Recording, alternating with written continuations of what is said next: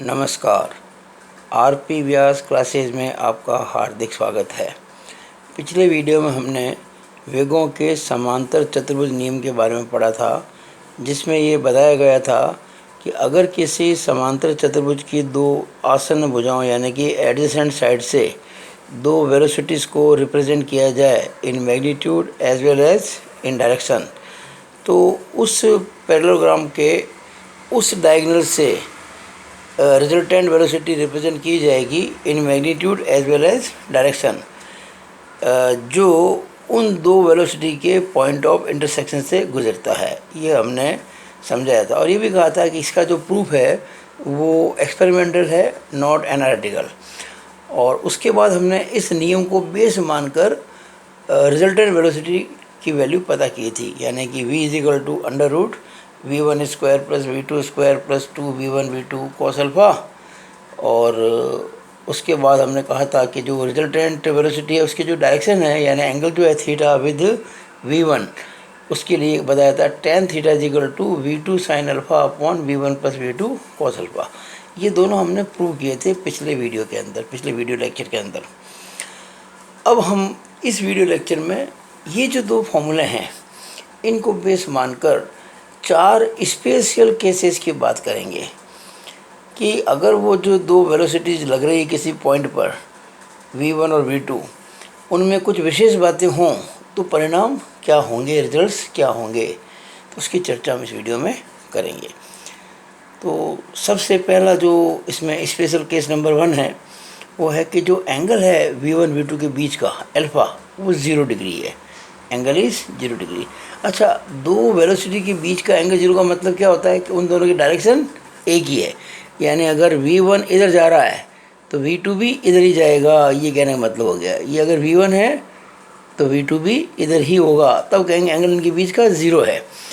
तो अगर v1 और v2 एक ही दिशा में हो तो हम कहते हैं कि एंगल अल्फ़ा उनके बीच का 0 होगा। और उस केस में क्या होगा कि जो रिजल्टेंट वेलोसिटी होगी वो होगी मैक्सिमम, यानी उससे ज़्यादा रिजल्टेंट वेलोसिटी कभी हो नहीं सकती। जैसे मान लीजिए दो वेलोसिटी है 5 मीटर पर सेकंड और 3 मीटर पर सेकंड, कोई पूछे कि भाई इन दोनों वेलोसिटी की मैक्सिमम रिजल्टेंट वैल्यू क्या होगी, तो आप सीधा कह सकते हैं 5 और 3 8 मीटर पर सेकंड। और कब होगी, जब ये दोनों वेलोसिटीज़ एक ही डायरेक्शन में होंगी। ये बात मैं आपको बताना चाहता हूँ। अच्छा, और किधर होगी दिशा उसकी, जिस दिशा में दोनों वेलोसिटीज़ एक्ट कर रही हैं v1 v2 उसी दिशा में उसका रिजल्टेंट भी होगा।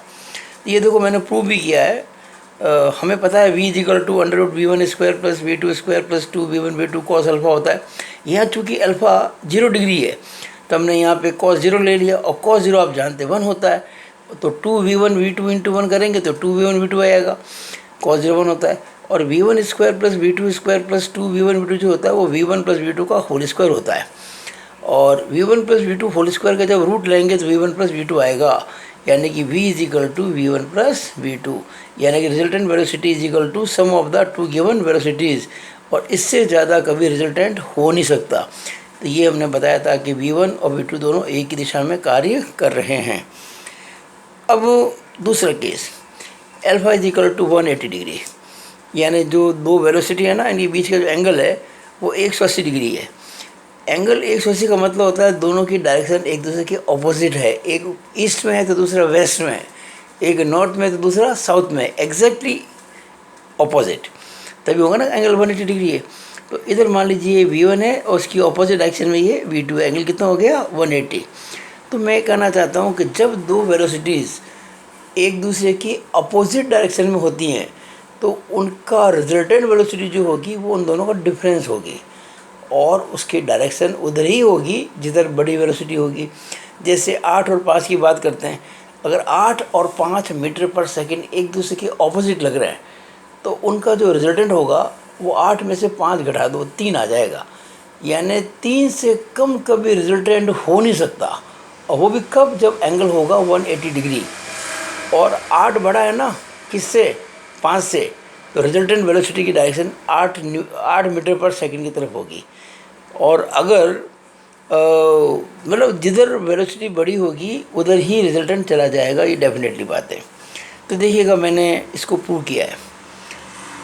फॉर्मूला वही है, √v1² + v2² + 2v1 v2 cos theta, यहाँ सॉरी cos अल्फ़ा, अल्फ़ा यहाँ पे 180 डिग्री है और cos 180 -1 होता है, तो ये -2v1 v2 हो जाएगा, तो ये v1 - v2 का होल स्क्वायर हो जाएगा। इसका लेंगे रूट, जब जैसे 16 का रूट लेते हैं ना तो +-4 आता है, तो v1 - v2 का रूट लेंगे, v1 - v2 होल स्क्वायर का रूट लेंगे तो +-v1 - v2। अगर मैं प्लस लेता हूँ तो v1 - v2, और अगर माइनस लेता हूँ तो -v1 + v2, यानी कि v2 - v1। यानी अगर v1 बड़ा है तो रिजल्टेंट वेलोसिटी हो जाएगी v1 - v2, और अगर v2 बड़ा है तो हो जाएगी v2 - v1। यही बात मैं आपको पहले कह चुका था। तो देखिएगा v जो होगा रिजल्टेंट वेलोसिटी वो होगा मिनिमम, यानी दो वेलोसिटीज़ की मिनिमम जो होती है रिजल्टेंट वैल्यू, वो उन दोनों वेलोसिटी के डिफरेंस से कम कभी नहीं हो सकती, और वो भी कब होगी जब एंगल होगा 180 डिग्री। और अगर v1 बड़ा है तो v1 की डायरेक्शन में, और v2 बड़ा है तो v2 की डायरेक्शन में होगी। तो ये दो केस हो गए। अब करते हैं अपन तीसरा केस। तीसरा जो केस है उसमें जो एंगल है 90 डिग्री है। बहुत इंपॉर्टेंट केस है ये, और काफ़ी सवाल जो हम करेंगे उस पर सारे बेस्ड होंगे। अगर एंगल 90 डिग्री है, यानी ये जो एंगल है ना v1 v2 के बीच का अल्फ़ा, जिसे हम कहते हैं अल्फ़ा, वो आपके इसमें 90 डिग्री है, तो उस केस में जो रिजल्टेंट वेलोसिटी होती है v, वो होती है √v1² + v2²। और tan थीटा निकालेंगे ना फॉर्मूला, तो v2/v1। ये सिंपल सा फॉर्मूला हो गया। कैसे, देखिए समझिए इस चीज़ से। v = √v1² + v2² + 2v1 v2 cos alpha. Alpha 90 degree है, cos 90 हो गया, cos 90 0 होता है, और 0 × समथिंग इज 0, तो ये 0 हो गया, तो ये √v1 + v2² आ गया, √v1² + v2² रह गया, v = अच्छा, एक और बात है कि अगर मान लीजिए मैं ये जो फॉर्मूला है, ये फॉर्मूला, इसमें अल्फ़ा को 90 ले लूँ तो क्या हो जाएगा, ये sin 90 कितना होता है 1, तो v2 × 1, और cos 90 कितना होता है 0, तो 0 × v2 मतलब कि 0, और 0 + v1 यानी कि v1, तो ये v2 × 1 v2/v1 + 0 यानी v1, यानी कि v2/v1 जो मैंने यहाँ पे आपको बताया है, v2/v1। और वैसे भी देखिए सिंपली भी इससे भी निकाल सकते हैं। अगर ये एंगल 90 डिग्री है, ये क्या बन गया, आयत, रेक्टेंगल, उस केस में ये एंगल भी 90 ही होगा। और ये अगर एंगल 90 है, और ये मैं अगर राइट एंगल ट्रायंगल लूँ, ये वाला, तो इसमें tan थीटा क्या आएगा, परपेंडिकुलर/बेस, यानी लंब बटा आधार, यानी tan थीटा = v2/v1। वैसे भी आ गए। ये फॉर्मूला बहुत इंपॉर्टेंट है, आपको ध्यान रखना है कि जब दो वेलोसिटीज़ एक दूसरे के साथ में राइट एंगल पर होती है तो उनका रिजल्टेंट √v1² + v2² होता है।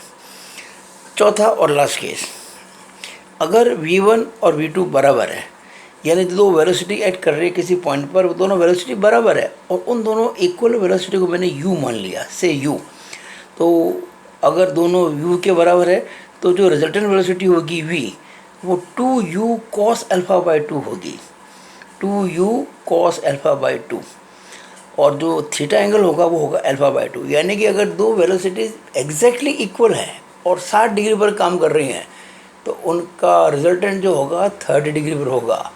अगर एंगल 120 है तो रिजल्टेंट 60 होगा, यानी दो जो वेलोसिटीज़ के बीच का एंगल है उसको बाइसेक्ट करेगा डेफिनेटली। ये मैंने यहाँ प्रूव भी किया है। कैसे देखिएगा, फॉर्मूला हमारे सामने है, ये √v1² + v2² + 2v1 v2 cos alpha. v1 v2 दोनों ही u को मैंने मान लिया है, पर इन दोनों को मैंने u माना हुआ है तो इनकी जगह u लिख दिया, तो u² + u² + 2u × u cos alpha, तो u² + u² हो गया 2u², और ये भी 2u² cos अल्फ़ा। अब ये 2u² कॉमन आ गया तो 1 + cos अल्फ़ा, और 1 + cos अल्फ़ा आप जानते हैं ट्रिग्नोमेट्री से 2 cos² α/2 होता है। ये 2u² और ये 2 cos² α/2 गुणा करेंगे तो 4u² cos² α/2, 4 का स्क्वायर रूट 2, u² का u और cos² α/2 का cos α/2। इस तरह से v = 2u cos α/2 हो गया, जो मैंने यहाँ पे लिखा हुआ है। अब निकालते हैं अपन थीटा। तो कैसे निकाला भाई, तो फॉर्मूला है हमारे पास में, tan theta = v2 sin α/v1 + v2 cos alpha. अब v1 v2 को मैंने u मान रखा है, देखिए u मान रखा है, तो जहाँ v1 v2 आ गया सबको u लिख दिया, तो u sin α/u + u cos alpha, u sin α/u common ले लिया, 1 + cos अल्फ़ा, u से u कट गया। अब साइन अल्फा का फॉर्मूला होता है ट्रिग्नोमेट्री में 2 sin alpha by 2 cos alpha by 2 sin alpha by 2 cos alpha by 2 और 1 प्लस cos अल्फा होता है 2 cos स्क्वायर अल्फा बाई 2। फिर ये दो दो कट गया, एक cos अल्फा बाई 2 कट जाएगा, तो sin alpha by 2 upon cos alpha by 2 जो कि होता है tan अल्फा बाई 2, यानी कि tan theta is equal to tan alpha by 2, अर्थात थीटा बराबर अल्फा बाई 2। यानी अगर दो वेलोसिटी इक्वल है, ये भी u और ये भी u, और ये इसका है रिजल्टेंट, तो एग्जैक्टली इन दोनों एंगल के बीच को बाइसेक्ट करेगा। अगर इनके बीच का एंगल अल्फा है तो रिजल्टेंट जो होगा अल्फा बाई 2 पर होगा। It is all over about the video. Thank you.